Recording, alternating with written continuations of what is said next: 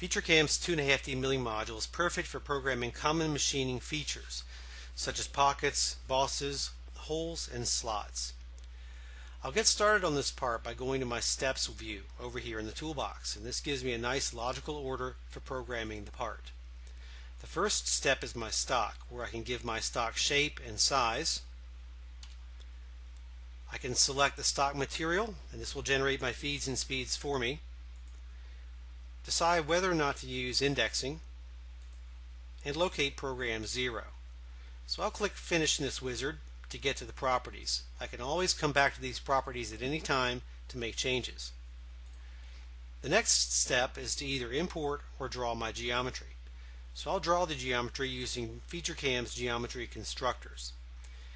Now if you have a drawing, you can enter the numbers down in this area right here directly from the drawing, or as in this case, I'm snapping in the geometry to quickly and easily create parametric geometry. Once the geometry is defined, I'll go to my next step, which is creating curves. And these curves will put nice one-piece profiles around this geometry. Then I can use these profiles for creating features, which is the next step. And that's really what FeatureCam is all about. I simply define the feature, and FeatureCam does the rest. So there are a couple types in here. From dimensions are features that I can just describe, or I can use this curve I just created to create a variety of different features from curves. I'll call this a pocket and click Next. Once again, you'll see that FeatureCam is very wizard driven. I'll just go through the wizard and answer questions such as the curve name, where the feature is located relative to the curve, and you can see that I can manipulate my views while I'm in the wizard. Give it some dimensions, decide on what kind of strategy I want to use to program this feature, and click Finish. FeatureCam does the rest. It creates for me my tool list, decides on my speeds and feeds, step overs, ramping style, everything I need to create this feature.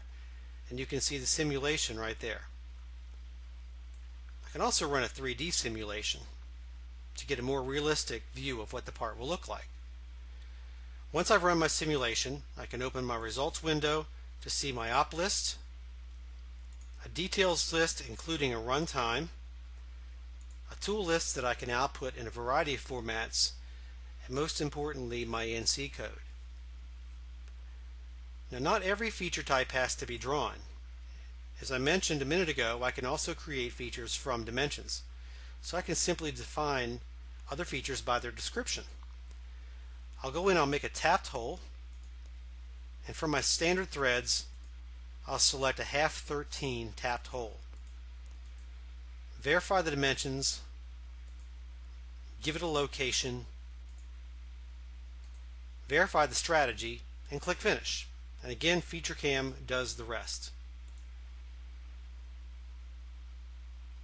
You can see here on the right side I have a spot drill, and tap for that tapped hole. FeatureCam 2.5D also supports 4th axis indexing and wrapping.